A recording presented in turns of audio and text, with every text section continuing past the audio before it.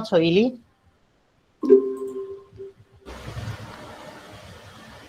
Oops. আচ্ছা দেখো আমরা কোথায় ছিলাম সেটা একটু তোমাদের আন্ডারস্ট্যান্ড করে দিচ্ছি, মনে করে দিচ্ছি। আমরা 7 days চ্যালেঞ্জ যে ছিলাম, রাসায়নিক পরিবর্তন চ্যাপ্টারটা পড়ছিলাম এবং আমরা পুরো চ্যাপ্টারটাকে 4টা অংশে ভাগ করেছিলাম। বিক্রিয়ার হার রিলেটেড কথাবার্তা, বিক্রিয়ার হার ধ্রুবক কেসিকেপি এবং এসিড বেইজের হার ধ্রুবক নিয়ে কথাবার্তা, ধ্রুবক নিয়ে কথাবার্তা এবং বাকি জিনিসগুলো রিডিং সেকশন। এই 4টা সেকশনকে 4টা কালার দিয়ে এখানে দেখানো হয়েছে। এই 4টা সেকশনের মধ্যে 3টা সেকশন আমরা পড়বো, আর বাকি সবুজ সেকশনটা তোমাদের বাসায় রিডিং পড়তে হবে। যারা এখনই বাসায় পড়তেছ তাদের জন্য বেটার আর কি। আর আমরা লাস্ট টাইম এই জিনিসগুলো পড়েছিলাম, বিক্রিয়ার হার দিয়ে অঙ্ক করেছিলাম 1 2 3 4, যারা করো নাই 5টা টাইপের অঙ্ক করানো হয়েছিল। আর এরপরে বিক্রিয়ার গড় বিক্রিয়ার হার এবং বিক্রিয়ার হার ধ্রুবক এই জিনিসগুলো নিয়ে আমরা কথাবার্তা বলতেছিলাম। এখান থেকে আমাদের একটা কনসেপ্ট যেটা এইখানে আমরা মিস আউট করেছিলাম, দেখো বিক্রিয়ার হার কে, সেটা আমরা বলেছিলাম তাপমাত্রার উপর নির্ভর করে এবং সক্রিয়ণ শক্তির উপর নির্ভর করে। এই সক্রিয়ণ শক্তি জিনিসটা কি সেটা বুঝিয়েছিলাম এবং কিভাবে কে এর সাথে সক্রিয়ণ শক্তি রিলেটেড সেটা লাস্ট ক্লাসে বোঝানো হয়েছিল। সক্রিয়ণ শক্তি দ্বারা যেটাকে বলা হয় অ্যারহেনিয়াসের সমীকরণ। অ্যারহেনিয়াসের সমীকরণকে আমরা একটু মডিফাই করে এরকম ভাবে নতুন একটা সমীকরণ বানাইছিলাম, বলছিলাম যে এই দুইটা জিনিসই আমাদের লাগবে, আমাদের এই সমীকরণটাও লাগবে আর এটাও লাগবে অঙ্ক করার স্বার্থে। আর আর কি এইটুকুই আসলে লাস্ট ক্লাসে পড়েছিলাম। এখন আজকের ক্লাসে চলে আসি। তোমরা যারা প্রতিবন্ধী আছো, কিছু বুঝতে পারো না, মনে করো যে তোমাকে কেউ বুঝাইতে পারে না, তাদের জন্য কোনো চিন্তার কিছু নাই। এবং যারা অনেক স্মার্ট আছো তাদের জন্য কোনো চিন্তার কিছু নাই, মজার মজার জিনিসপত্র করব ক্লাসে, সবাই সবকিছু বুঝতে পারবা এবং এই জিনিসগুলো পরীক্ষায় আসবে, তাই একটু গুরুত্ব দিয়ে পড়া উচিত। ওকে, আমরা এই গ্রাফ থেকেও কিভাবে অঙ্ক করতে হয় সেটা দেখেছিলাম। অ্যারহেনিয়াসের সূত্র যেটা আমরা এই মাত্র শিখেছি একটু আগে, নিচে এইটা দ্বারা একটা অঙ্ক করব, এটা দ্বারাও একটু অঙ্ক করব, তাহলে অ্যারহেনিয়াসের সূত্রটা আমাদের ভালো মতো শেখা হবে আর কি। তো দেখো বলা হচ্ছে যে N2O5 এর বিয়োজন বিক্রিয়ার সক্রিয়ণ শক্তি সামথিং দেওয়া রয়েছে। তো আমি এটাকে একটু তোমাদের বোঝার স্বার্থে সুন্দরী করে ড্রয়িং করতেছি, মানে লিখতেছি। N2O5 আর এটা সক্রিয়ণ শক্তি, তার মানে EA দেওয়া রয়েছে, অ্যাক্টিভেশন এনার্জি। এরপরে বলা হয়েছে 0 এবং 25 ডিগ্রি সেলসিয়াস এ বিক্রিয়ার ধ্রুবকের অনুপাত বের করতে বলা হইতেছে। তার মানে আমি বলতে পারি আমার একটা K1/K2 সেটার অনুপাত বের করতে বলা হইতেছে।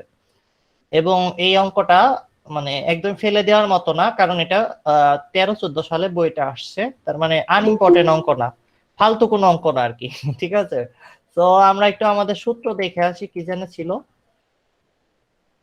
সূত্রটা, আমার মনে থাকে না।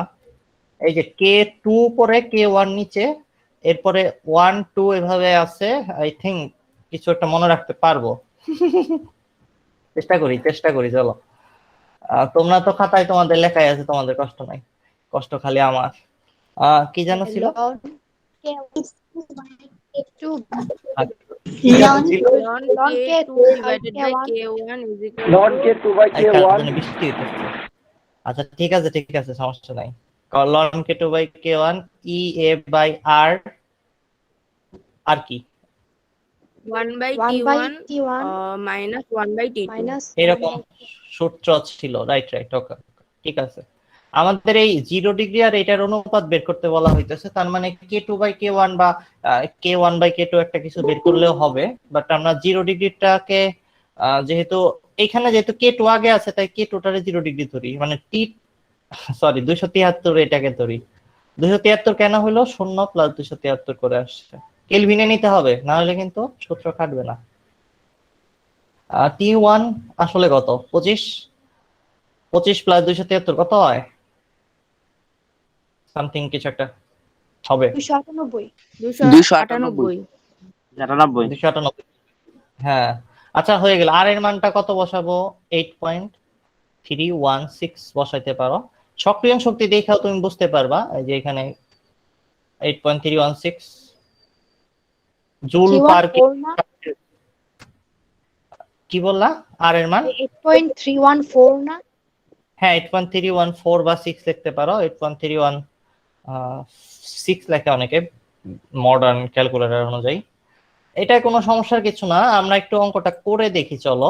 এখানে একটা জিনিস খেয়াল করি, এটা কিন্তু কিলো জুলে আছে, আর আমরা যে এই যে আর এর মান বসাচ্ছি এটা কিন্তু কিলো জুলে নাই। তো বুঝতেই পারতেছো কি হইতে পারে।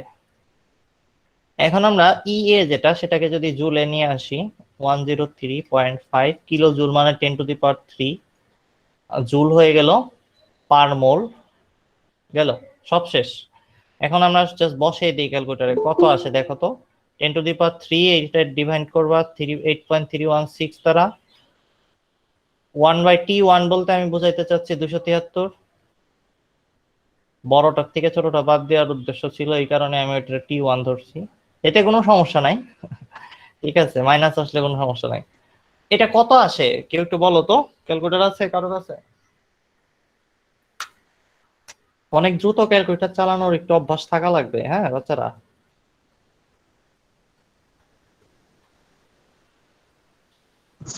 3.82 হ্যাঁ কত বললা? 3.82 3.82 3.8246। আচ্ছা এটাকে আমরা কি করতে পারি, এটা আসলে লন k2/k1 এর মান, আমাদের তো অনুপাতটা লাগবে, k2/k1 লাগবে, তাহলে আমরা কি করব কেউ একজন বলো।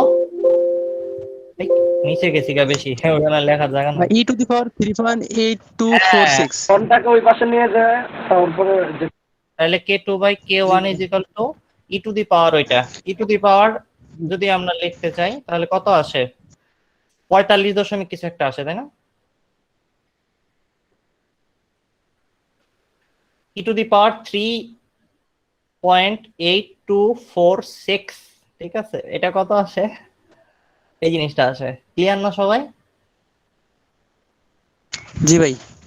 ওকে, এটা যদি আসে তাহলে আমরা বুঝতে পারছি k2/k1 আসলে কত। তাহলে আমরা বলতে পারি k1:k2 কত হবে, আমরা বলতে পারি না 1:, এরকম হবে তাই না? জি ভাই। ওই তো সেটাই আসলে এই যে অ্যান্সারে দেখা যাচ্ছে। এই দেখো কত সহজ অঙ্ক আসে। এই জন্য তো আমি বলি যে আমার মতো গাধা বোকারা বইটা চান্স পায়, বইটা আসলে অনেক সোজা অঙ্ক আসে। ঠিক আছে, দেখছো অনেক সহজ জিনিসপত্র। এভাবে করে এই ধরনের অঙ্ক করা যাইতে পারে, মানে আমরা একটা সূত্র যে আমরা শিখেছিলাম গত ক্লাসে সেটার একটা ইউজ দেখলাম আমরা, আর কিছু না। সামনেও দেখি চলো। এইখানে দেখা যাচ্ছে ব্যাপকবার আসছে, বুয়েটে আসছে, BUTEX Bangladesh textile, KUET Khulna university of engineering and টেকনোলজিতে আসছে, বোর্ডের প্রশ্ন এগুলা সবই বিভিন্ন ভার্সিটিতে আসে। ইহা দিয়ে কি কিহা হবে অঙ্কটা একটু বুঝি চলো দেখি। 25°C এবং 35°C মানে তাপমাত্রা বাড়ানো হয়েছে একটা বিক্রিয়ার। এতে হয়েছে কি ধ্রুবক 3 গুণ বৃদ্ধি পাইছে, মানে 3 টাইমস বেড়ে গেছে। তার মানে বলা যেতে পারে T1 ছিল 25 প্লাস 273, 73-এর আগে 3 না 7। আচ্ছা আচ্ছা 273 কেলভিন দিলাম। কেলভিন কিন্তু একটা ভালো একটা বিজ্ঞানী ছিল, দেখতে মনে হয় সুন্দরী ছিল, মেয়েরা বলতে পারবে। আচ্ছা 35 প্লাস 273 হইলো T2। এখন K1, তো K1 যাই খুশি তাই হোক, K2 জিনিসটা আসলে বলা হয়েছে 3 গুণ বৃদ্ধি পাইছে, বৃদ্ধি পাওয়ার মানে কি 3 × K1। তো আমরা এটুকু জেনে গেছি। এরপরে বলা হইতেছে বিক্রিয়াটার সক্রিয়ণ শক্তি কিতনা, মানে কত হবে, যারা বাংলা বোঝো না আর কি তাদের জন্য বললাম। এখন আমরা তাহলে কি করতে পারি, লন k2/k1 আমাদের যে ফর্মুলা আছে সেই মূলা নিয়ে আসি, তারপরে এখানে বসাই দেই। আমাদের যে মূলা গাছ আছে সেটা এখানে আমরা লিখতেছি, একটু আগে এটা ইউজ করেছি, এবং এটা অ্যারেনিয়াসের সমীকরণ থেকে কে বা কিবা করে আসে সেটাও তুমি দেখিছো তাই না বাচ্চারা। এই k2/k1 তাইলে কত হবে দেখো তো, k2/k1 আসলে 1/3 হবে, এটা ভুল করিও না। এখানে ইএ এর মানই বের করতে হবে, ইএ তো জানি না, তার মানে আর এর মান 8.316 এসআই ইউনিটে বসাই দিলাম, ঠিক আছে। ভাই k2/k1 হচ্ছে 3 হবে। 3 হবে না। ও হ্যাঁ সরি, আমি খেয়াল করি নাই। আমি তোমাদের বললাম ভুল হবে না, কইরো না, আমি ভুল করলাম না। আচ্ছা যাই হোক, 3 হবে, অবশ্যই 3 হবে, দেখেই তো বোঝা যাচ্ছে। তা আমি কোন দিকে যেন তাকাইছিলাম, তা কোন দিকে আবার তাকাবো, তোমাদের দিকে তাকিয়েছিলাম। এত সুন্দরী নায়িকারা, নায়করা, তামিল ইন্ডাস্ট্রির সবাই চলে আসছে আমাদের এখানে। এই যে দেখো আবার ভুল লিখে ফেললাম, তাই না? উল্টা লিখছি না? হ্যাঁ ভাই, একটা ভুল হয়েছে এখানে। আচ্ছা ধরো ঠিক এখানে আছে, ইয়ে করে দেন 298 লিখে দেন সরাসরি, ঠিক 2500 298 লিখে দেন, কথা ঠিক। আমি তো ওই যোগ পারলে সেনা লিখবো। আচ্ছা, এইখান থেকে ইয়ে বের করে ফেলি আমরা, তাই না? ইয়েটা বের করতে পারবা না? কত আসে বলো? পারলে হবে না, বলতে হবে। ই এর মান সামথিং 105.84 কিলো জুল আসার কথা। আমি কিভাবে জানলাম? এখানে লেখা রয়েছে উত্তরটা, এই কারণে আমি জানলাম, ঠিক আছে? এত কিলো জুল পার মোলে আসার কথা আই থিঙ্ক। তোমাদের আসে কিনা? ক্যালকুলেটর কেউ জোরে চাপতে পারো কিনা, দেখো পারো জি কিনা? ভাইয়া ঠিক আছে। ঠিক আছে না? কে বললাম? হ্যাঁ ভাই ঠিক আছে, আনসার ঠিক আছে। জি ভাইয়া। এই তো আমাদের শুভ কিন্তু অনেক দ্রুত করতে পারে, শুভ কিন্তু জিনিয়াস। আচ্ছা, তাহলে আমরা এই অঙ্কটা সবাই বুঝতে পারছি। কেউ কি আছেন, কোন কোন রমণী, কোন মহাপুরুষ কেউ কি আছেন যে বুঝতে পারতেছেন না? তাহলে বলতে পারেন, তাইলে সামনে আগাই আমরা। আর একটা অঙ্ক করবো, তারপর আবার কিছু কনসেপ্ট করবো, কিছু গল্প গুজব করবো, ঠিক আছে? এককটা তো দেওয়া হয় নাই একক কিসের একক? ভাইয়া। কোথায়? সক্রিয় শক্তির একক কিলো জুল পার মোল। হ্যাঁ, পর কিলো জুল পার মোল দিয়ে দাও, সমস্যা কি? আমি কিলো জুলে দিছি, পার মোল এনে হয়তো 1 মোল নিয়ে বিক্রিয়া করা হয়েছে, উত্তরের মধ্যে কিলো জুলে দেখতেছি। পার মোল দিতে পারো, চাইলে নাও দিতে পারো, কিছু আসা যায় না। সক্রিয় শক্তির একক কি কিলো জুল পার মোলই হবে? এটা কি তুমি জানো শিওর? ওকে, পরেরটায় আসো। একটা ছক কাগজে টি 1/t ভার্সেস লক কে প্রতিস্থাপন করা হয়েছে। এটা হলো বাংলাদেশ টেক্সটাইল আর্ট ছিল 2008-9 সালে। এই প্রশ্নটা খুবই সহজ, কিন্তু একটু বেসিক জ্ঞান লাগে, নাহলে এই অঙ্ক করতে পারবে না। তোমাকে বলা হইতেছে একটা ছক কাগজে এই জিনিস প্রতিস্থাপন করা হয়েছে, এটা বুঝতে কষ্ট হবে আমাদের, তাই আমরা সহজ করে বোঝার জন্য একটু ছবি আঁকাবো। আমরা ছক কাগজে প্লট করে ফেলি, চলো যে জিনিসটা বলতেছে ওটাই করি। আমরা এরকম একটা গ্রাফ আঁকে নিলাম। বলা হয়েছে এক্স অক্ষ বরাবর হলো এই লগ কে ইউজ করা হয়েছে, সরি সরি, ওয়াই অক্ষ বরাবর লগ কে ইউজ করা হয়েছে। 1/t এর বিপরীতে, মানে ওইটা হলো উপরেরটা, পরে পরে এভাবে দেওয়া রয়েছে যেটা 1/t, এটার বিপরীতে লগ কে প্রতিস্থাপন করা হয়েছে। এখন এরকম একটা গ্রাফ পাওয়া গেছে, মনে হয় তার ঢাল বলা হইতেছে, মানে এই জিনিসটা del Y divided by del X, যেটাকে আমরা এম বলি, সেটা বলা হইতেছে -75। Okay, very good. এখন আমরা তো যা জানি সেটার সাথে একটু তুলনা করি। আমরা যা শিখেছি গত ক্লাসের বেসিক পর্যন্ত, সেটা হইলো minus EA divided by R equal to slope form. হ্যাঁ, কিন্তু এই যে কথাটা বললো এটার মধ্যে কিন্তু আছে। কিন্তু কি? কিন্তু যদি যদি এই জিনিসটা সত্য হবে যদি লন স্কেলে গ্রাফটা প্লট করা থাকতো। লন স্কেলে গ্রাফটা প্লট করা নাই, লগে আছে, তাই আমাদের লগ কে ভাইয়া লন 2.303। বানানো। এই তো, এটা দিয়ে ভাগ করে নিতে হবে। মানে এখন এই কেসে যেহেতু এখানে লন নাই, লগ লগ আছে, লগ, তাই আমাদের ইএ ডিভাইডেড বাই আর দিলেই হবে না, এটার সাথে লগ কে লনে কনভার্ট করে নেওয়ার জন্য 2 পয়েন্ট, কে যেন বললাম, মিনয় বললা নাকি, কে বললা? জি ভাইয়া আমি। ওকে, দেখছো মিনয়ের কণ্ঠ চিনে ফেলছি। আমাদের এমএসএ প্লাস এর মিনয় কোনো না কোনো ভাবে দেখা যায় এমএসএ প্লাস এর পোলাপাইনি সবার আগে বলে ফেলে। এটা আমাদের ভালো লাগে একটু, মানে কি বলে, গোপন ভাবে ভালো লাগে। ওকে,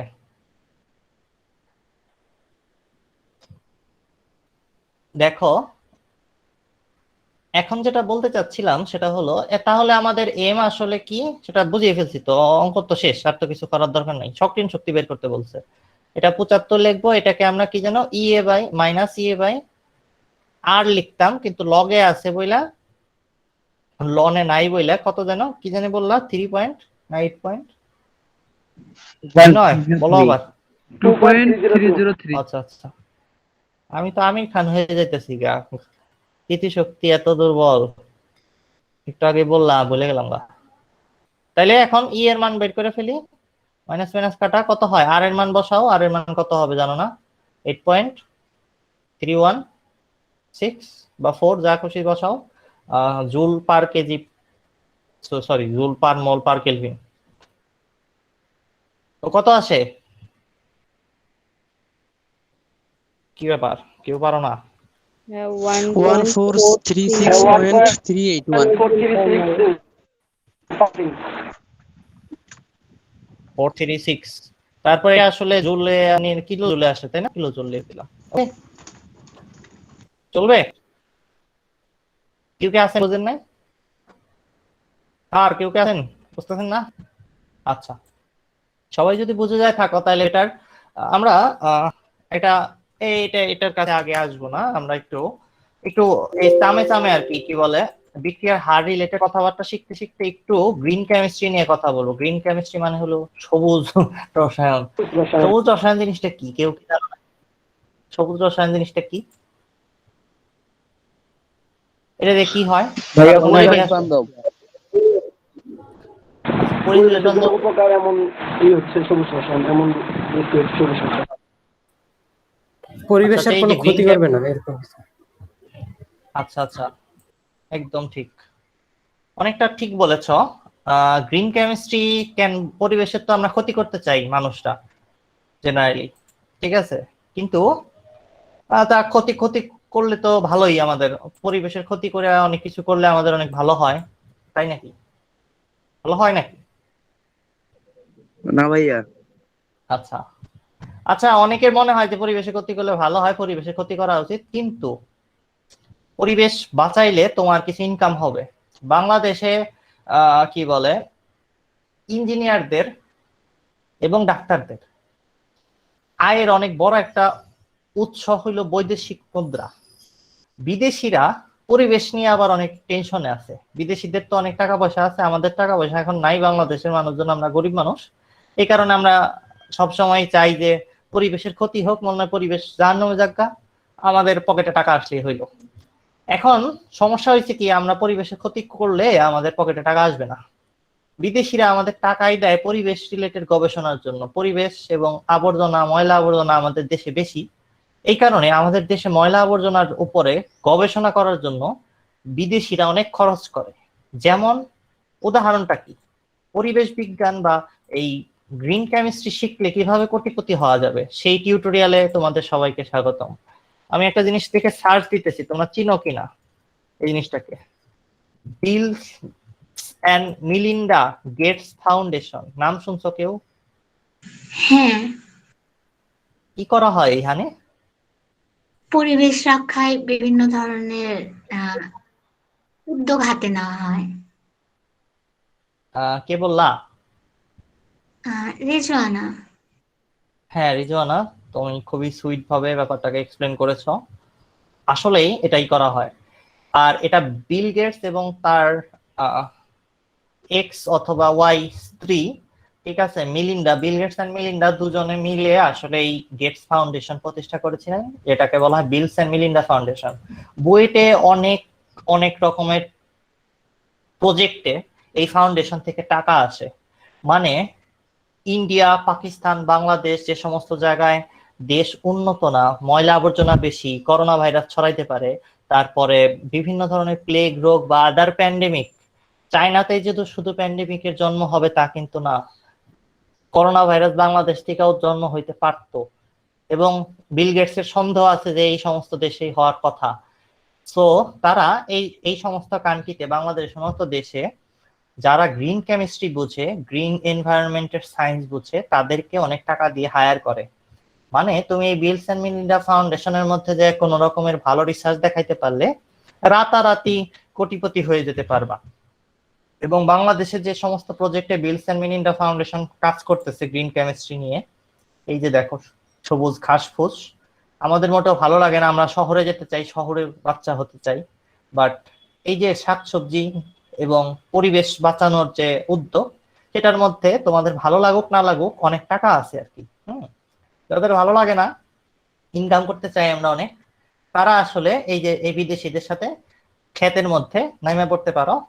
গ্রিন কেমিস্ট্রি জানবা যারা, তারা এই ধরনের প্রতিষ্ঠানে চাকরি করতে পারবা এবং এই ধরনের ইঞ্জিনিয়ারিং গবেষণায়ও আত্মনিয়োগ করতে পারবা।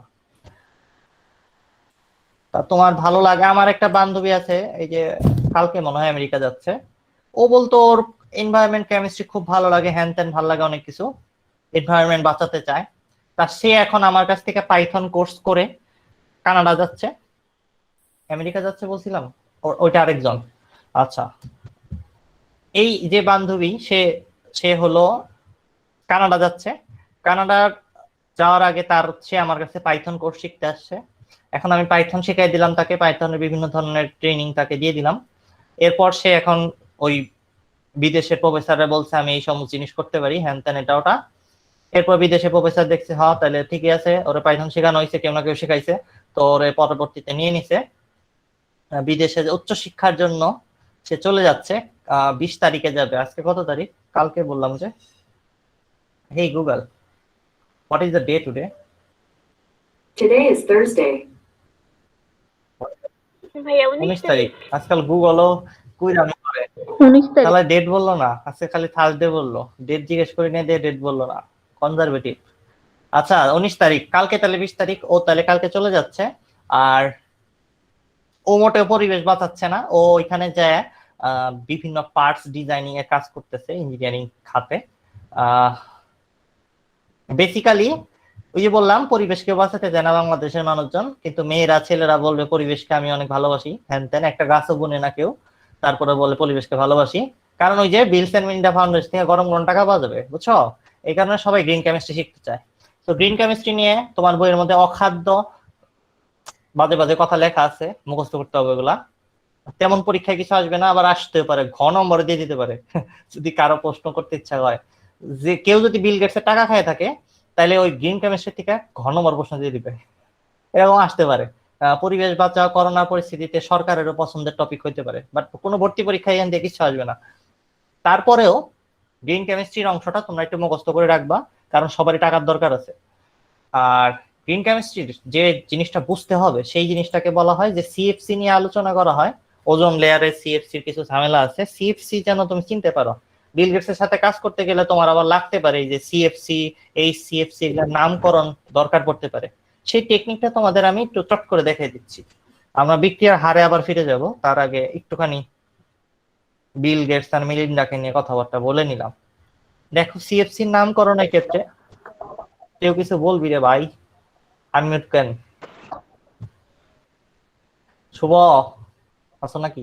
হ্যাঁ দা আছি আমি। আনমিউট করতে যে কে? ওরা থামাও। ওকে। ওকে, বাংলাদেশ স্বাধীন করে ফেলতে চায়। দেখো সিএফসির এবিসি এই সিকোয়েন্সে নামকরণটা হয় সিএফসির, মানে সিএফসির কোডের মাধ্যমে। সিএফসির বিভিন্ন ধরনের যৌগ নিয়ে বিজ্ঞানীরা অনেক গবেষণা করে, এই জন্য এগুলোর নামকে কোডের মাধ্যমে শর্টকাটে লেখা হয়। তো এগুলোর নামকরণ বলতে শর্টকাটে এগুলার সলিউশন বের করা। আচ্ছা দেখো এবার, এ হইলো যৌগের অণুতে কার্বন সংখ্যা -1, আর বি অংশটা যেটা থাকবে এই জায়গায় যা থাকবে সেটা হলো যৌগের অণুতে হাইড্রোজেন পরমাণুর সংখ্যা +1, ঠিক আছে? আর সি হলো যৌগের অণুতে এফ পরমাণুর সংখ্যা, ফ্লোরিন পরমাণুর সংখ্যা। ব্যাপারটা একটু উদাহরণ দ্বারা দেখি, তাহলে বোঝা যাবে। সিএফসির নামকরণ CFCl3, এই জিনিসটাকে শর্টকাটে নমিনক্লেচার নামকরণ করতে গেলে, কোডের মাধ্যমে প্রকাশ করতে গেলে বোঝা যায়। কিভাবে লিখতে হবে?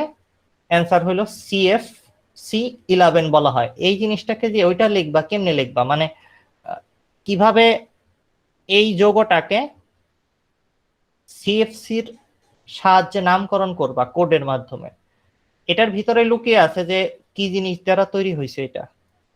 তো এটা করার টেকনিক খুবই সহজ, এবিসি টেকনিকে করব। এবিসি মানে কি? এ কি? যৌগের অণুতে কার্বন সংখ্যা -1, কার্বন সংখ্যা আছে একটা, তাইলে 1 -1 হইলো রসগোল্লা 0, তাহলে এ এর মান 0 গেল। এর মান বি এর মান কি? যোগের অণুতে হাইড্রোজেন পরমাণুর সংখ্যা +1। এখানে হাইড্রোজেন পরমাণু কয় হাজারটা দেখতে পাচ্ছেন আপনারা বলেন? একটাও নাই।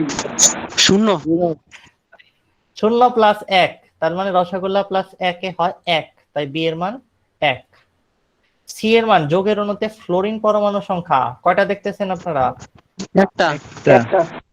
তাইলে সি এর মান 1, তাইলে নামটা কি দাঁড়ায়? সিএফসি, সিএফসি 0 এবিসি 011, ঠিক আছে। কিন্তু শূন্যটা আগে দিলে তেমন ভালো দেখা যায় না, তাই শূন্য বাদ দিয়ে আমরা সিএফসি 11 এভাবে নামকরণটা করব। এভাবে করে সিএফসি যোগের নামকরণ করা হয়। এখন যদি বিল গেটস এর কোম্পানিতে কাজ করতে যায়, কোনো লেটার পড়তে যায়, তোমার বিল গেটস বলে যে আপনি আমাকে এই যে সিএফসি 11 এর সমস্যাটার মানে সিএফসি 11 এই জিনিসটা বাংলাদেশ থেকে বানিয়ে পাঠিয়ে দেন, আমি আমেরিকা ল্যাবে টেস্ট করব, আর তুমি বুঝলাই না সিএফসি 11 কি, তাহলে তো তোমার চাকরি মায়ের, ঠিক আছে।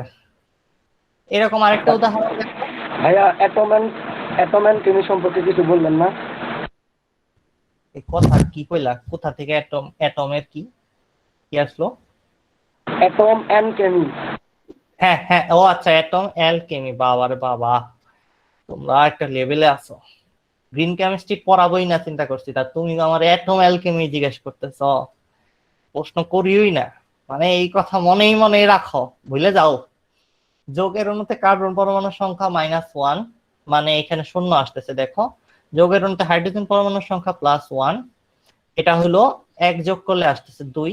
আর যোগের অণুতে ফ্লোরিন পরমাণুর সংখ্যা এখানে দেখা যাচ্ছে 2টা আছে, তাই এখানে 2 লেখা হয়েছে।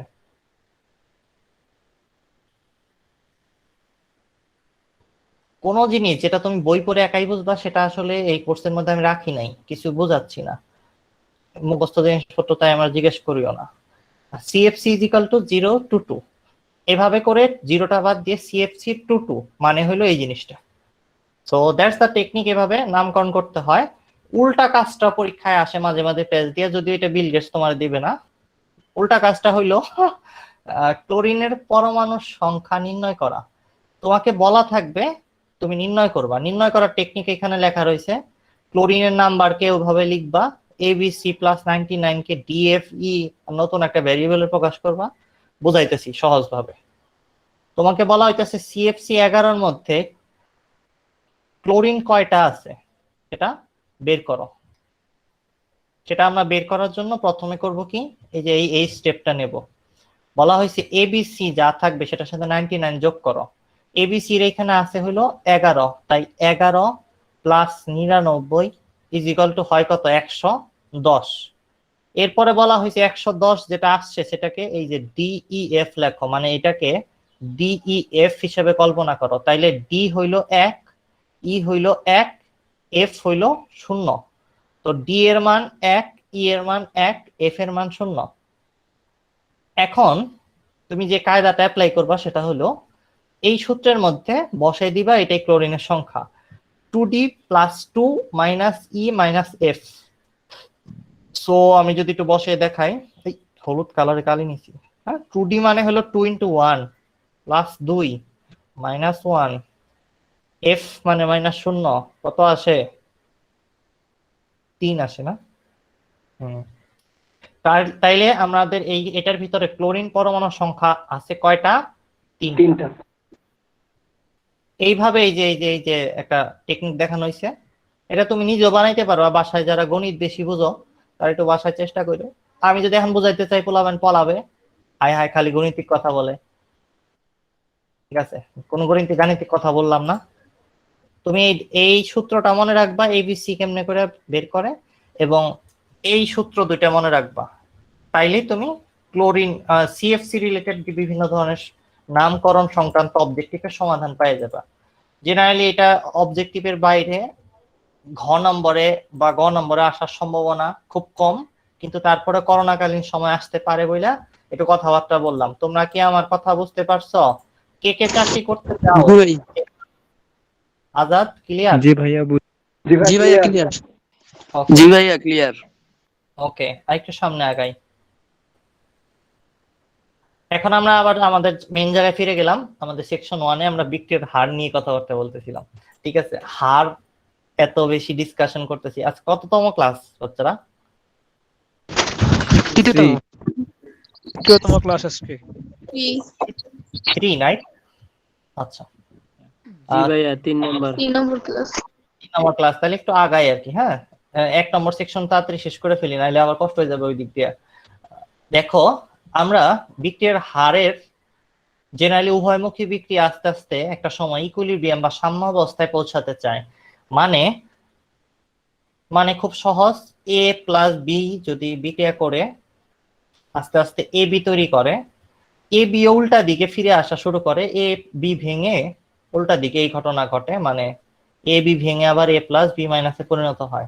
প্রথম দিকে যেটা হয় সেটা হলো এই দিকে যাওয়ার বিক্রিয়াটা, যেটাকে বাম থেকে ডানে বিক্রিয়াটার হার, অর্থাৎ আমরা বলতে পারি এই দিকে যাওয়ার হার, যেটাকে আমরা সহজ ভাষায় বলবো ফরওয়ার্ড রিয়াকশন, আর এফ। ফরওয়ার্ড মানে সম্মুখী বিক্রিয়ার হার, আর পিছন দিকে চলে আসাটাকে বলবো আমরা ব্যাকওয়ার্ড রিয়াকশন, আর বি, ছোট হাতের নিচে বি, পশ্চাৎ বিক্রিয়া। মানে পশ্চাৎমুখী বিক্রিয়ার হার বা বিপরীতমুখী বিক্রিয়ার হার।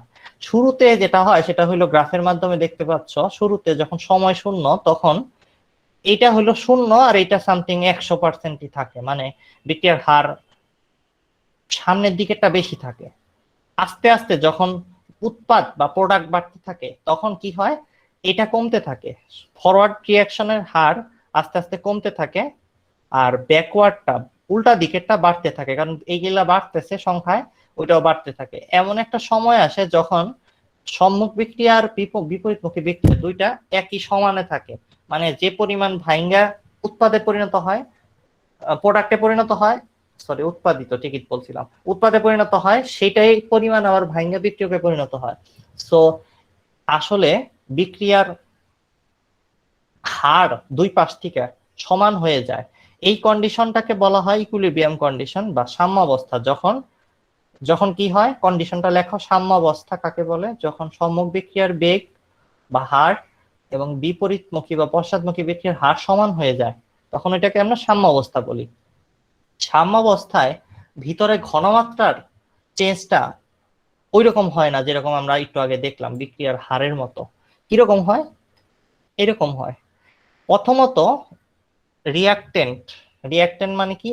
বিক্রিয়ক আর কি, বিক্রিয়ক। বিক্রিয়ক।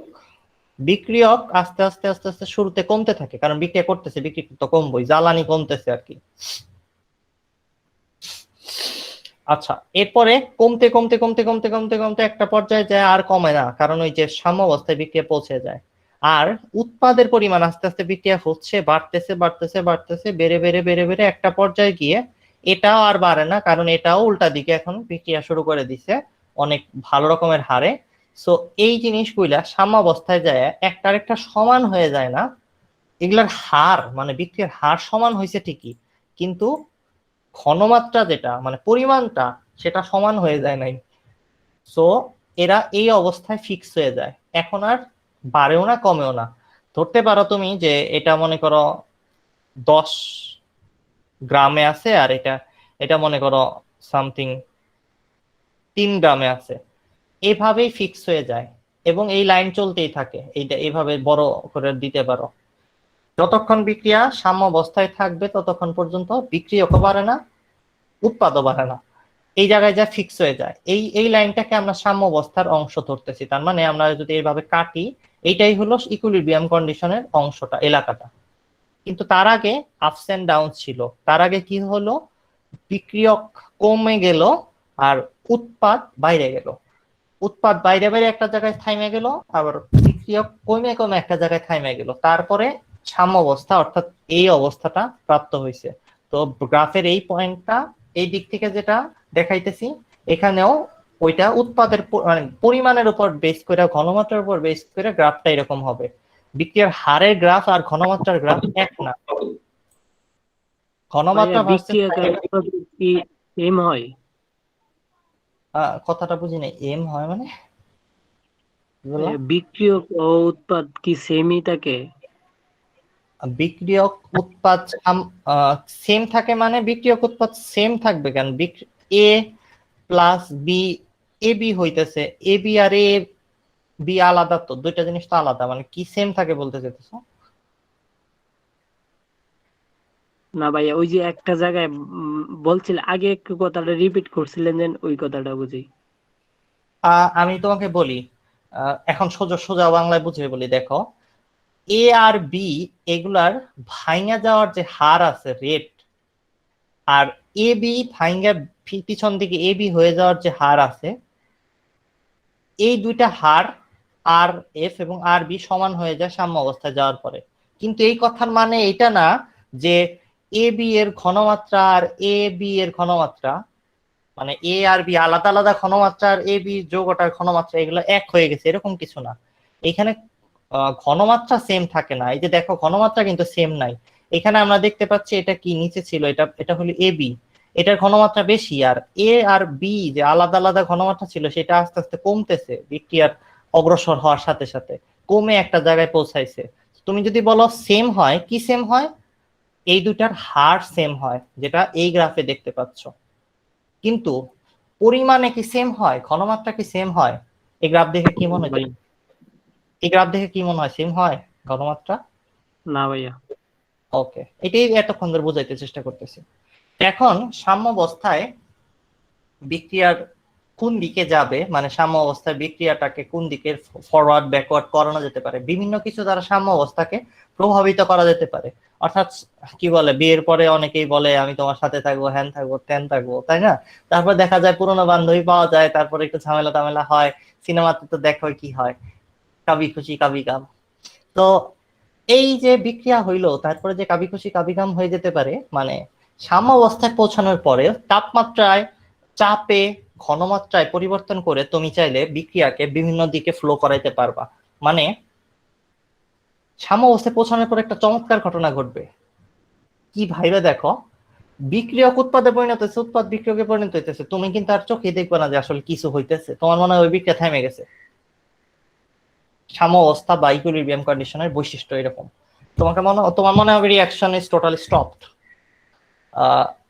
দেন এখন দেখো, আমাদের ছোটবেলায় 9-10 পড়েছিল লাসাতেলিনের নীতি আছে, যেটা বলে সাম্য অবস্থার উপর তাপমাত্রা, চাপ এবং ঘনমাত্রার প্রভাব কি আছে। আমি একটু সহজে বলে মনে করে দিই তোমাদের লাসাতেলের নীতিটা। তার আগে আমাকে কেউ একজন লাসাতেলের নীতি কি ছিল এটা একটু মনে করে দাও। 9-10 ভাইয়া, কোনো উভয়মুখী বিক্রিয়ার সাম্য অবস্থায় যদি তাপ, চাপ এবং ঘনমাত্রা যে কোনো একটি পরিবর্তন করা হয়, তাহলে সামনের অবস্থান এমন ভাবে পরিবর্তিত হবে যেন এর নিয়ামক পরিবর্তনের ফলাফল প্রশমিত হবে। এক্স্যাক্টলি, মানে এটা আমাদের ছোটবেলার অভ্যাস। পকেটে টাকা বেশি আসলে আমরা বেশি খরচ করে ফেলি, আবারও গরিবী হয়ে যাই। তারপর আবার পকেটে টাকা না থাকলে তো যেমনি থাকে অমনি থাকি, ব্যাপারটা অনেকটা এরকম। লাসাতেলের নীতি বলে যে বেশি কিছু আসলে আমরা মোটামুটি ওইটারে আবার নিউট্রাল করে যেমন আসছিল তেমনই করে ফেলি। তো প্রথমত দেখো ইফেক্ট অফ কনসেন্ট্রেশন, মানে ঘনমাত্রার প্রভাব। তিনটা জিনিস খ্যাট একটা লাইনে দেখাই দেবো তোমাদের। যদি ঘনমাত্রায় চেঞ্জ আনা হয়, ঘনমাত্রা, আমি কার্বন ডাইঅক্সাইড অর্থাৎ রিঅ্যাক্টেন্ট বা বিক্রিয়কের ঘনমাত্রা বাড়াইয়ে দিলাম, তাইলে বিক্রিয়কের সাইটে বেশি জিনিস উৎপন্ন হয়ে গেছে। এটাকে কমানোর উপায় হইলো বিক্রিয়াটা বাম থেকে ডানে গিয়ে মিথানল তৈরি হওয়া, সামথিং প্রোডাক্টটা তৈরি হওয়া আর কি। অর্থাৎ আমি যদি বিক্রিয়কের ঘনমাত্রা বাড়িয়ে দিই, তাহলে বিক্রিয়ক ভেঙে প্রোডাক্ট বা উৎপাদ তৈরি হবে। এই জিনিসটা আমরা বুঝি কিভাবে, লাসাতেলের নীতি অনুযায়ী। সো উল্টা কাজটা যদি করতে পারতাম, উৎপাদ যদি বেড়ে যায় কোনো কারণে, বিক্রিয়া উল্টা দিকে চলে আসবে। সো এই বিক্রিয়ায় তোমাকে জিজ্ঞেস করা হইলে কার্বনের ঘনমাত্রা বাড়াইলে বিক্রিয়া বাম থেকে ডানে অগ্রসর হবে, বলতে পারবা তাই না? সবাই কথাটা ধরতে পারছো আমার? জি ভাইয়া। ওকে, জি ভাইয়া। Thank you. নিচেরটা চলে আসি, তাপমাত্রা। তাপমাত্রা বৃদ্ধি করলে কি হবে, তাপমাত্রা কমাই দিলে কি হবে, সেটা ডিপেন্ড করবে। তোমার দেখতে হবে বিক্রিয়াটা কি তাপ হারি না তাপ উৎপাদী। ΔH এর মান মাইনাস থাকলে কি হয়? তাপ উৎপাদী। উৎপাদী। উৎপাদী। তাপ উৎপাদী বিক্রিয়া। তাপ উৎপাদী বিক্রিয়ায় আমি যদি বাইরে থেকে তাপ আরো দেই তাহলে সামনে গেলে আরো তাপ উৎপন্ন হওয়ার কথা, সেটা তো করবে না। লাসাতেলি বলছে যে তাপ তুমি বাইরে থেকে দিবা ওইটা প্রশমিত হয়ে যাবে। তার মানে বিক্রিয়াটা এই তাপটাকে সরিয়ে দেওয়ার জন্য আমি যদি বাইরে থেকে এখানে এই বিক্রিয়ার মধ্যে বাইরে থেকে আগুন জ্বালায় দেই, ঠিক আছে, তাহলে এই বিক্রিয়া করবে কি, এই তাপটাকে প্রশমিত করার জন্য উল্টা দিকে ফিরে আসবে, তাপ হারানোর চেষ্টা করবে, তাপ বেশি যা দিছে ওইটাকে হারিয়ে ফেলবে সে। সো এই বিক্রিয়ায় তাপ দিলে বিক্রিয়া উল্টা দিকে বা পশ্চাৎ দিকে অগ্রসর হবে। খাতায় নোট ডাউন করে লিখে ফেলো। বিক্রিয়া ব্যাকওয়ার্ডে আসবে তাপ বাড়াইলে, আর তাপ কমাইলে কি হবে, উল্টা তাপ বাড়ানোর জন্য ফরওয়ার্ডে যাবে, ডানের দিকে যাবে। তো এটা হলো তাপ কমাইলে এই ঘটনা ঘটবে, তাপ বাড়াইলে নিচে এই ঘটনা ঘটবে আর কি, এইদিকে যাবে, উল্টা দিকে চলে আসবে। এই চিহ্নটা দেখতেছো তোমরা, বামে চলে আসবে। So that's the thing.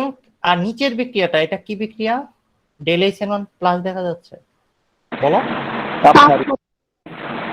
এটার মধ্যে যদি তাপ বাড়াই কি হবে নওশিন? তাহলে সাম্য বাম থেকে ডানের দিকে যাবে এবং উৎপাদের পরিমাণ বেড়ে যাবে। তাপমাত্রা এটার মধ্যে সম্মুখমুখী বিক্রিয়া হবে। বাড়াই তাহলে সম্মুখমুখী বিক্রিয়া হয়ে তাপটাকে কমানোর চেষ্টা করবে, কারণ এটা তাপহারী বিক্রিয়া, বিক্রিয়া হইলেই তাপ কমবে। আর যদি তাপ কমায় তাহলে এটার উল্টো ঘটবে। ওকে, আর এটা এই লাস্টের যে ব্যাখ্যাটা, এটা হলো চাপের প্রভাব। লাসাতেলির নীতি দ্বারা চাপের প্রভাব ব্যাখ্যা করতে চাচ্ছি, খুবই সহজ। চাপের প্রভাব হলো যেখানে বেশি মানুষ আছে, বিল্ডিং ভাঙ্গা পড়লে ওইখানে বেশি মানুষ মারা যাবে, ঠিক কিনা বলো তো? জি ভাইয়া। তো এইখানেও একই কাজ, চাপ দিচ্ছ, কার গায়ে চাপ পড়বে ডিপেন্ড করতেছে কার সংখ্যা বেশি আছে। এখানে 1 মোল আছে, এখানে 3 মোল আছে, টোটাল কয় মোল আছে, বিক্রিয়ক 4 মোল, আর এখানে কয় মোল আছে, 2 মোল। তো আমি যদি চাপ দেই সেই ক্ষেত্রে চাপ বেশি পড়বে ওদের উপর, আর কোথায় চলে যাবে চাপটা, বাম থেকে ডানে চলে যাবে। তার মানে এইগুলার উপর চাপ পড়বে আর এইগুলা বিক্রিয়া করে বিক্রিয়াটাকে সামনের দিকে নিয়ে যাবে, মানে বাম থেকে ডানে যাবে ওভারঅল, যেটা বলা যায়। যদি এমন হইতো যে এই পাশে বিক্রিয়া মানে বিক্রিয়কের মোল সংখ্যা আসছে 3, ডানে উৎপাদের মোল সংখ্যা আসছে 7, তাহলে চাপ দিলে কি হবে, বিক্রিয়াটা ডান থেকে বামে যাবে, যেদিকে বেশি ওদিক থেকে কমের দিকে চলে আসবে। জাস্ট এতটুকু মনে রাখো, তাহলে হয়ে যাবে। সো মোল সংখ্যা দ্বারা বুঝতে পারবা গ্যাসীয় পরমাণুর মধ্যে চাপ দিলে কি হবে না হবে। এই তো লাসাতেলের নীতি, এটা আসলে পড়ানো উচিত হইলো না, তোমাদের মনে করে দেওয়ার জন্য জাস্ট বললাম। আমি জানি তোমরা এটা সবাই পারো। তো এখন তোমাদের লাসাতেলের নীতি যেহেতু পড়াই ফেলছি, গ্রিন কেমিস্ট্রি এটাও শেষ করে ফেলেছি, এখন একটু আমরা এবার নেক্সট সেকশন, আমাদের প্রথম সেকশন মোটামুটি ভাবে আমরা শেষ করেছি। বাকি জিনিসগুলো পড়াবো না, আসলে পড়াবো কিছু, আরেকটু কিছু পড়াবো, বিক্রিয়ার ক্রমও পড়াবো পরে যদি টাইম পাই। আর এখন আমরা এই সেকশনে আসতে যাচ্ছি। কালকের ক্লাস থেকে বেসিক্যালি এটা শুরু করব, বাট এই সেকশনে ঢোকার জন্য মোস্ট ইম্পর্টেন্ট ফর্মুলা এবং একদম মৌলিক কথাবার্তাগুলো এখন তোমাদের বলে দেব, যেন কালকে তুমি খুব ভালোভাবে ক্লাসটা অ্যাটেন্ড করতে পারো আর কি। ওকে, তো সবাই একটু অ্যালার্ট হয়ে যাও, এখন থেকে যা পড়াবো এগুলাই কিন্তু বইয়ের মধ্যে ভুল আছে। তো আজকে কালকে যা পড়াবো এটা অত্যন্ত গুরুত্বপূর্ণ ক্লাস। কেসি কেপিতে ঢুকতে চাচ্ছি আমরা, এই চ্যাপ্টারের সব থেকে ইম্পর্টেন্ট সেকশন। তো তোমার যদি ক নম্বরে আসার মতো 1 নম্বর কোনো একটা ফর্মুলা বলতে বলো যে 100% আসার মতো সম্ভাবনা থাকে সবসময়, সেটা হলো ভরক্রিয়া সূত্র। যদিও সংজ্ঞা যে কোন জায়গা থেকে চলে আসতে পারে। ভরক্রিয়া সূত্র বলে নির্দিষ্ট তাপমাত্রা, নির্দিষ্ট তাপমাত্রা নির্দিষ্ট একটা সময় যে কোনো বিক্রিয়ার হার ওই সময় উপস্থিত বিক্রিয়কগুলোর সক্রিয় ভরের, অর্থাৎ বানাম ভুল হইছে এখানে আচ্ছা, সক্রিয় ভর মানে হইলো সামথিং আই, তাই না, এস ফর এক্সাম্পল। ওকে, সক্রিয় ভর বলতে বোঝানো হচ্ছে মোলার ঘনমাত্রা অথবা আংশিক চাপের সমানুপাতিক। ব্যাপারটা একটু বুঝিয়ে বলি, তোমাকে বলা হইতেছে যদি একটা এরকম বিক্রিয়া হয় এ, আচ্ছা পুরোটাই ভালো করে লিখি খুব সুন্দর করে। আমি ধরো এটা এ মোল এ পরিমাণ কোনো একটা কিছু আছে, বি মোল বি পরিমাণ কোনো একটা কিছু আছে, সেটা বিক্রিয়া করে সামথিং সি মোল সি উৎপন্ন হইতেছে আর ডি মোল ডি উৎপন্ন হইতেছে, এরকম একটা বিক্রিয়া আছে। এখন ভরক্রিয়া সূত্র বলে যে বিক্রিয়ার হার, ফরওয়ার্ড বিক্রিয়ার হার যদি চিন্তা করো যে এই দিকে যাচ্ছে যে বিক্রিয়ার হারটা, সেটা নির্ভর করবে, সমানুপাতিক হবে কিসের? সক্রিয় ভরের, উপস্থিত সক্রিয় ভরের। সক্রিয় ভর বলতে কি বোঝায়? দুইটা জিনিস হতে পারে, হয় তুমি মোলার ঘনমাত্রা নিবা অথবা আংশিক চাপ নিবা, এই জিনিসগুলোর। এখন এইটার কারণ কি কেউ বলতে পারবা? সক্রিয় ভর বলতে কেন ঘনমাত্রা এবং আংশিক চাপকে বোঝানো হচ্ছে? ভাইয়া একটা কোশ্চেন ছিল। হ্যাঁ, কোশ্চেনটা করো। ভাইয়া এখানে যে আই দিয়ে আছে এটা দ্বারা কি বোঝায়? বইতে অনেকবার দেখছি। আচ্ছা, ইংলিশ ভার্সনে কে আছো? জিহাম আছো নাকি? একটু বলে দাও তো।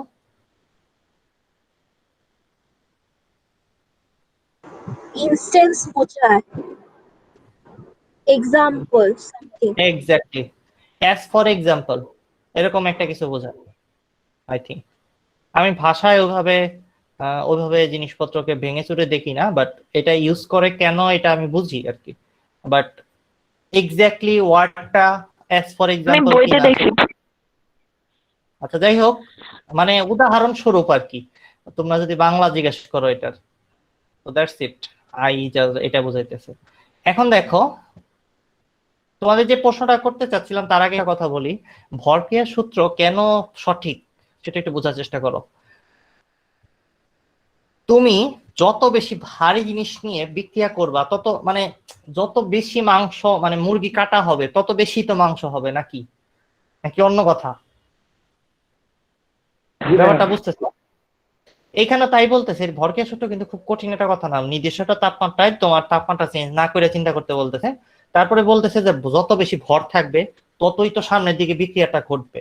বিক্রিয়ার হার নির্ভর করবে বিক্রিয়ক গুলা, মানে প্রোডাক্ট রিয়াক্টেন্ট যা আছে, রিয়াক্টেন্ট কাঁচামাল যদি বেশি থাকে তাহলে বেশি বেশি জিনিস বানানো যাবে। বেশি যদি চাল থাকে বেশি খিচুড়ি রান্না করা যাবে, যদি তোমরা রান্না করতে পারো কিনা কে জানে। আচ্ছা, সেটাই বলতেছে। বাট সক্রিয় ভর বলতে ঘনমাত্রার আংশিক চাপকে কেন বোঝানো হচ্ছে?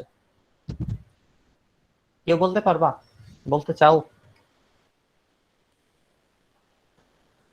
সক্রিয় ভর কেন ঘনমাত্রা এবং আংশিক চাপকে বলা হচ্ছে?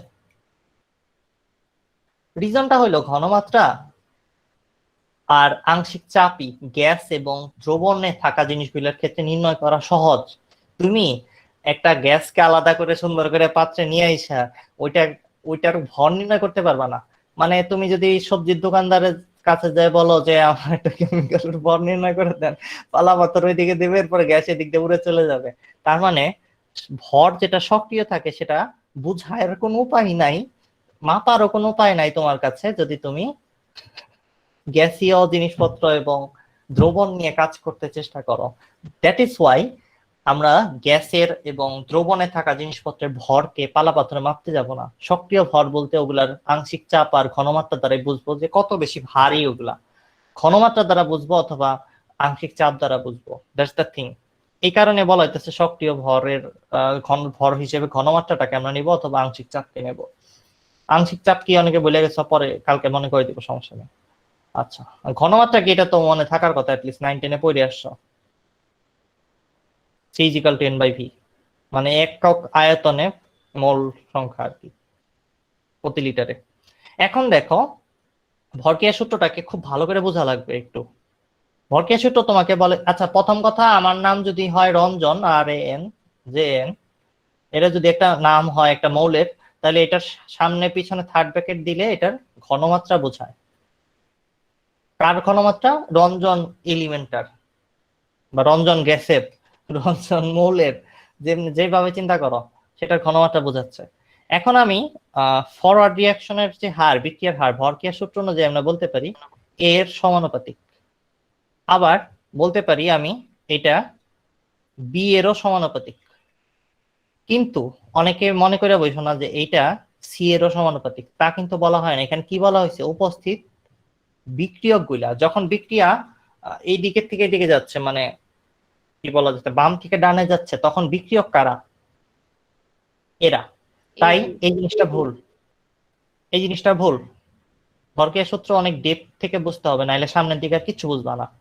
এই বেসিকটা যাদের থাকবে না তারা কালকে এসে খালি কেউ কেউ কেউ কেউ কেউ করবে, কাউকে কেসিকেপি তো আরো কিছুই বুঝবে না। ঠিক আছে, দেখো এইবার উল্টা কথা বলি, ভরক্রিয়া সূত্রকে এবার উল্টা দিক থেকে প্রয়োগ করি। ব্যাকওয়ার্ড রিয়াকশন রেট আর বি বা পশ্চাৎমুখী বিক্রিয়ার হার, এটাই তো কঠিন আরো মনে হচ্ছে। ঠিক আছে, আর বি এটা হবে সি এর সমানুপাতিক, এটা হবে ডি এর সমানুপাতিক। ডি এর সমান।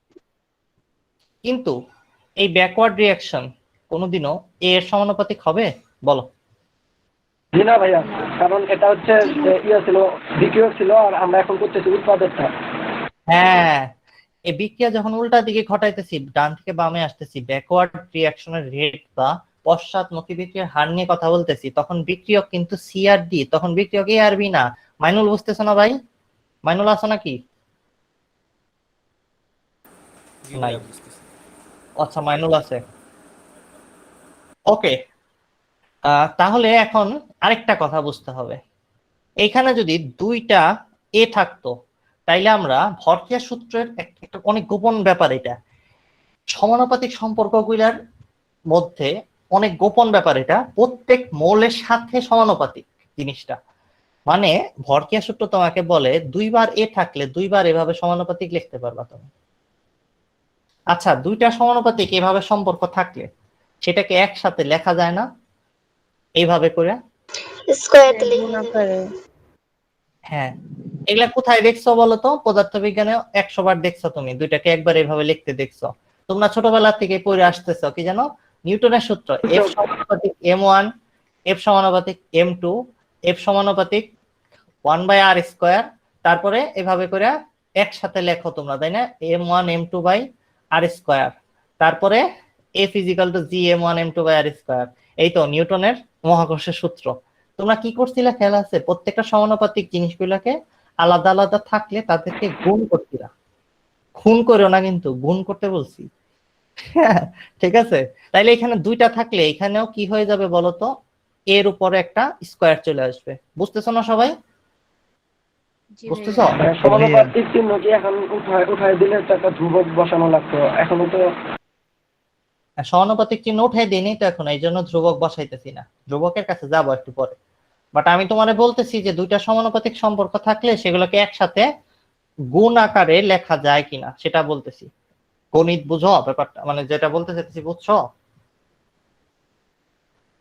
এই যে একটা সমানুপাতিক সম্পর্ক, এই যে আরেকটা, এগুলা গুণ হয়ে এভাবে লেখা যায়, এটা তোমারে বলতেছি। কেউ আসো যে এতটুকু কথা বুঝো নাই? আচ্ছা, আমি তোমারে বলি কারা আছে যারা এই কথাটা বোঝে না।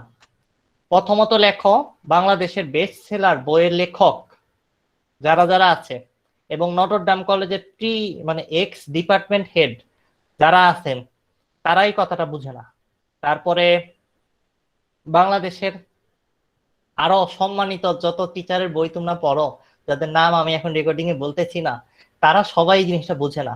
তারা তাদের বইয়ের মধ্যে লিখে রাখে কেসিকেপির সংজ্ঞার মধ্যে যে কেসিকেপি জিনিসটা হইলো ঘনমাত্রার ঘাত সহ, এই যে বইয়ের মধ্যে খুঁজো এই কথাটা লেখা আছে, ঘাত সহ গুণফল। এই কথাটা দেখছো না? জি ভাই, এটা আছে বইতে। নিজেদের কোনো নাম বলা যাবে না, কারো কারো নাম বলবো না ভিডিওতে। আচ্ছা, যে কারো বই থাকতে পারে, সমস্যা নেই। আর ঘাত সহ গুণফল মানে কি, এই কথাটা মুখস্থ কথাটা বলার দরকার কি? এরকম কথা তো কোনো মানে সুস্থ স্বাভাবিক মানুষের লেখার কথা না।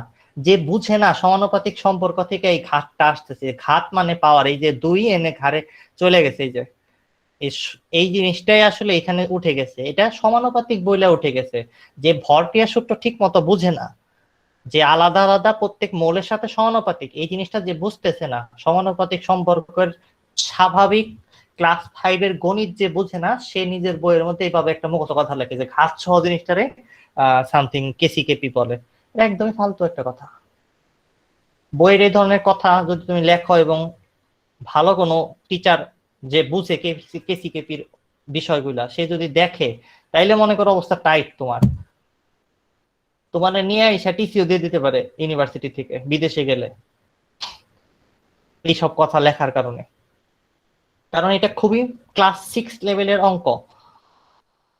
আচ্ছা এবার আসো, এতটুকু যদি বুঝে যায় থাকো তাহলে আমরা কি লিখতে পারি? এগুলাকে পাওয়ার এ, এটার পাওয়ার বি দিয়ে লিখতে পারি, এটার পাওয়ার সি দিয়ে লিখতে পারি, এটার পাওয়ার এই যে ছোট হাতে ডি দিয়ে লিখতে পারি। এই যে এইগুলো আর কি, এগুলা কোনো মুখস্থ কথা না, এটা তুমি এমনি বুঝতেছো, খুব সহজ কথা। কিন্তু তোমরা বুঝতেছো যেটা, এটা কিন্তু বাংলাদেশের বড় বড় বেস্ট সেলার লেখকরা বুঝে না। তাই এখানে বারবার জিজ্ঞেস করতেছি আমি, বুঝছো নাকি? কেউ কি আসো বুঝো নাই? তোমাদের স্যাররা কিন্তু বুঝে না এটা। আচ্ছা, এগুলো যদি আমরা এখন কম্বাইন করে লিখতে চাই, আর এফ কে যদি ভালো করে লিখতে চাই, এইভাবে লেখা যাবে। এটাকে সমানুপাতিক দিয়ে A to the power A, B to the power B লেখা যাবে। আবার এই পাশ থেকে যদি আমি আর বি কে লিখতে চাই, C to the power C, D to the power C হবে। ওকে, এরপরে আমি দেখো ফরওয়ার্ড রিঅ্যাকশনের যে ধ্রুবকটা, সেটা কেবি নাম দিলাম। এটা জাস্ট সিম্পল ব্যাপার, আগে যে আমরা বিক্রিয়ার হার ধ্রুবক শিখেছি, কেবি একটা হার ধ্রুবক, আর কিছুই না। আর আর এফ কেও এখান দিয়ে লেখার তো জায়গা দেখতেছি না, এটারে কি করা যায়? আর এফ কে এখানে লিখে দিই, হ্যাঁ একবারে, K F A to the power B to the power. এইখান থেকে আনছি, এই যে এখান থেকে, এই জায়গাটা থেকে বসাই দিছি। এইবার একটা কাজ করব, চলো করি। কোথায় লিখবো এটা আমি বুঝতেছি না, লেখার জায়গা পেতেছি না। আচ্ছা তোমরা সব তুলে ফেলো, তাহলে মুছে দিতে পারি, লিখতে পারি। তোমরা একটু হেল্প করো না, বসে রয়েছো কেটে। ওকে, এগুলা মুছে দিলাম, হ্যাঁ অনেক আগে লিখছিলাম। Clean board. এখন আসো আমরা একটা মজার কাজ করব, সেটা হলো সাম্যাবস্থায় ইকুইলিব্রিয়ামে বা ইকিউ কন্ডিশনে, ইকুইলিব্রিয়াম কন্ডিশনে আমরা কি লিখতে পারি বলো তো? আর এফ আর আর বি কি অসমান সাম্যাবস্থায়? সমান। ও আচ্ছা, তাহলে সমান লিখি। তোমরা যেহেতু সবাই সমান বলতেছো, লিখি।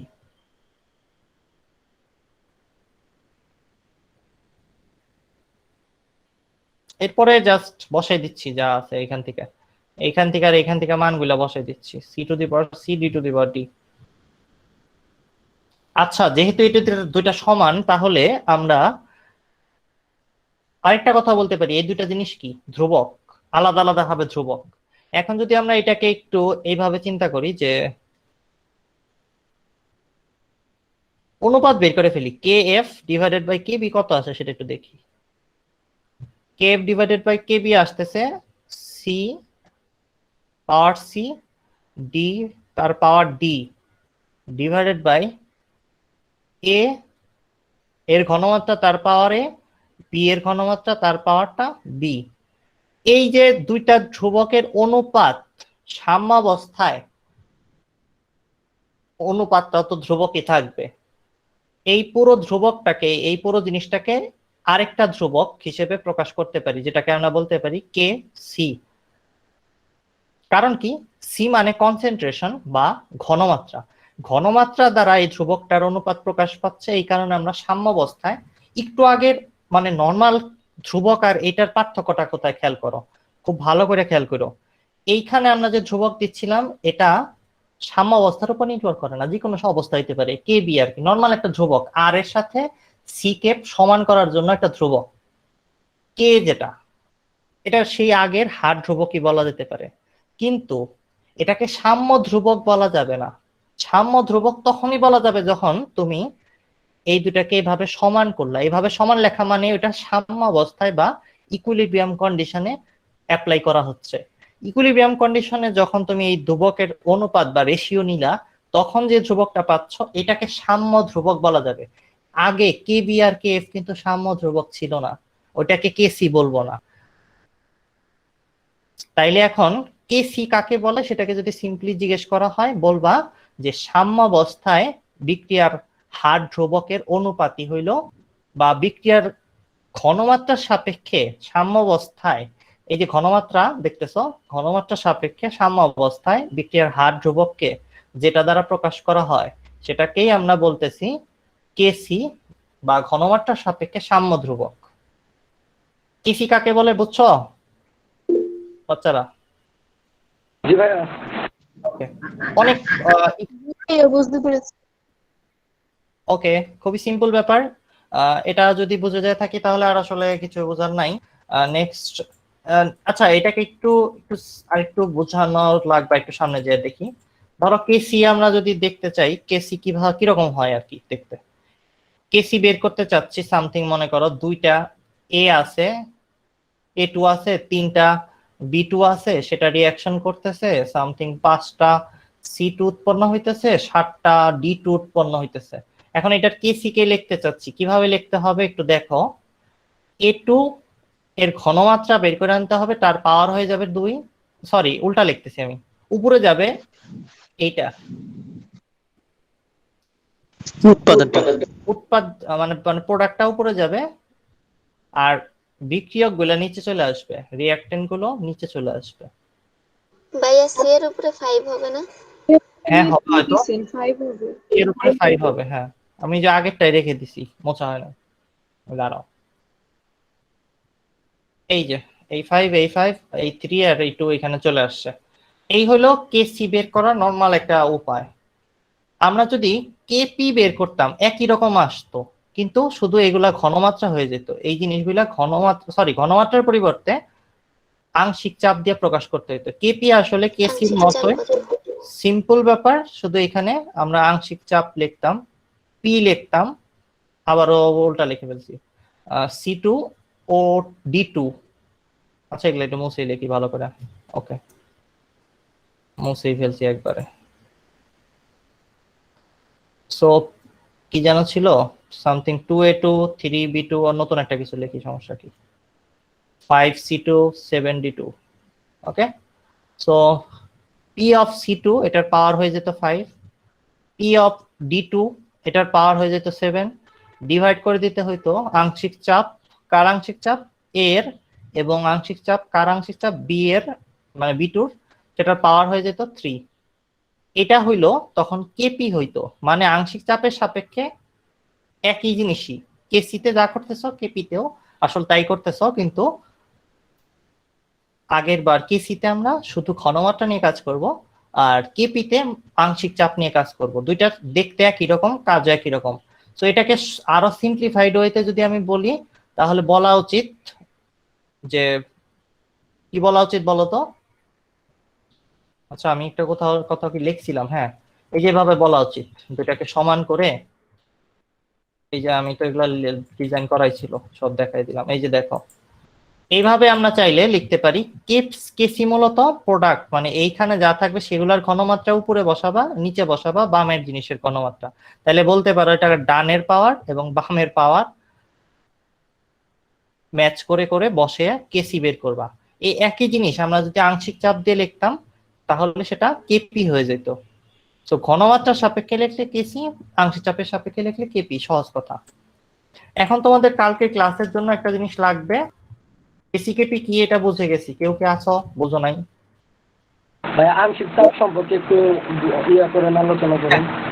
হ্যাঁ বিস্তারিত আলোচনা করবো। আংশিক চাপ জিনিসটা কি, আংশিক চাপের সাপেক্ষে বলতেছেন ভাই আপনি একটা জিনিসের নাম লিখলেন, এইভাবে বললেন আংশিক চাপ হয়ে গেল, তার নামটা বললেন, কিন্তু জিনিসটা কি সেটা তো বুঝলাম না, এটা কেমনে বের করব সেটা দেখাবো কালকের ক্লাসে। বাট আজকে আপাতত একটা জিনিস দেখে ছেড়ে দেবো, সেটা হলো, এটা কালকে লাগবে অনেক, বিয়োজন মাত্রা আলফা কাকে বলে। সংজ্ঞাটা দেখো, ডেফিনেশনটা হলো, ইকুইলিব্রিয়ামে বা সাম্যাবস্থায় একটি দ্রবণে উপস্থিত কোন উপাদানের মোল সংখ্যার যে ভগ্নাংশ বা যে অংশ বিয়োজিত হয় তাকে ওই উপাদানের বিয়োজন মাত্রা বলে। কঠিন হয়ে গেল ব্যাপারটা, সহজভাবে বলি। ধরো আমি একটা গরুকে নিয়ে বিক্রিয়া করতেছি, রিয়াকশন করতেছি। এই গরু বিক্রিয়া করতে করতে করতে করতে একটা সময় সাম্যাবস্থায় পৌঁছাইলো, ইকুইলিব্রিয়ামে পৌঁছাইলো। ইকুইলিব্রিয়াম কন্ডিশনে এই গরুর 1 মোল থেকে সামথিং 0.3 মোল সাম্যাবস্থায় ভেঙে চলে যাচ্ছে, বিক্রিয়া করতেছে, বিয়োজিত হচ্ছে, যেটাকে বাংলায় বলে বিয়োজন, বা কি বলা যেতে পারে, ডিটোরেট করতেছে, ইংলিশ ভার্সনে যারা আসছো, রেট অফ ডিটোরিয়েশন এরকম কিছু বলতে পারো, বিয়োজন মাত্রা। তো এই আলফা জিনিসটা হলো 1 মোল থেকে কতখানি যাচ্ছে সেই জিনিসটা প্রকাশ করতেছে। তো এই গরুর 0.3 অংশ ভেঙে চলে যাইতেছে বিক্রিয়া ইকুইলিব্রিয়ামে যাওয়া। আরেকবার বলেন ভাইয়া, কথাটা একটু আরেকবার বলেন। হ্যাঁ আবার বলতেছি, সমস্যা নেই, তোমরা যে আবার বুঝবা না আমি জানি। একটা গরুকে বা একটা এলিমেন্টকে, যে কোনো একটা যৌগকে, অ্যামোনিয়া বা অন্য কিছু, যে কোনো কিছু, কার্বন ডাইঅক্সাইড, এটাকে বিক্রিয়ায় ইকুইলিব্রিয়ামে নিয়ে যাওয়ার পরে দেখলা যে সেটার 1 মোল থেকে 0.3 মোল ভেঙে যাচ্ছে বা ডিটোরেট করছে। তাইলে এইটাই হইলো তার বিয়োজন মাত্রা, সোজা কথা। ভাই 1 মোল ছাড়া এটা কি নির্দিষ্ট যে 1 মোল থেকে হ্যাঁ, উৎপন্ন হতে হবে?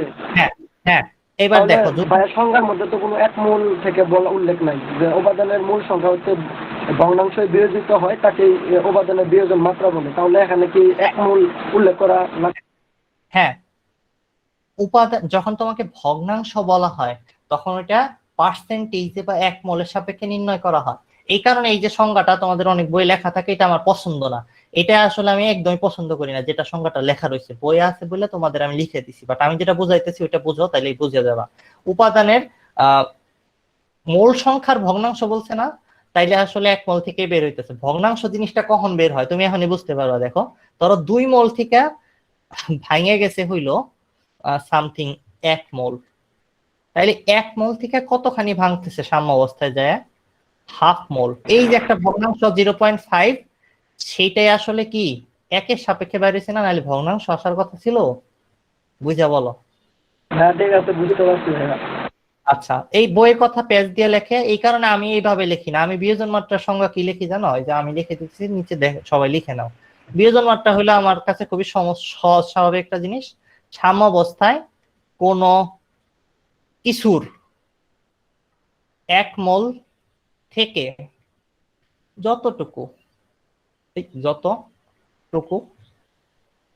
বিয়োজিত হয়,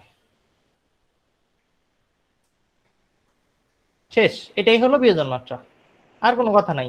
সাম্য অবস্থায় কোনো কিছুর 1 মোল থেকে যতটুকু বা যত মোল বিয়োজিত হয়, শেষ। এটাই বিয়োজন মাত্রার আলফার দ্বারা প্রকাশ করা হয়, সেটা সংজ্ঞা। আচ্ছা ভাইয়া, বিয়োজন মাত্রা এবং বিয়োজন পরিমাণ কি সেম? না না না না, কখনোই সেম না, সেটা এখন তোমাদের বোঝাচ্ছি। দেখো আলফা জিনিসটা হইলে 1 মোল থেকে কতখানি বিয়োজিত হয়, এটা বের করার যদি সূত্র জিজ্ঞেস করো, তাহলে যদিও সূত্র তারাই জিজ্ঞেস করবা যারা ক্লাস 5-এ ফেল করে আসছো।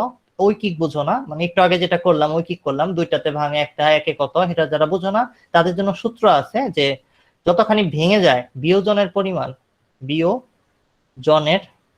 পরিমাণ মানে টোটাল ডিটোরিয়েশন বা রিয়াকশন হয়েছে যেটা, সেই অংশটা ডিভাইডেড বাই মোট পরিমাণ বলতে পারো, বা আদি মোল সংখ্যা। বিয়োজনের পরিমাণ ডিভাইডেড বাই মোট বললে আবার কি বুঝবা না বুঝবা কে জানে। ঠিক আছে, প্রাথমিক পরিমাণ, সেটাকে এভাবে লিখবা।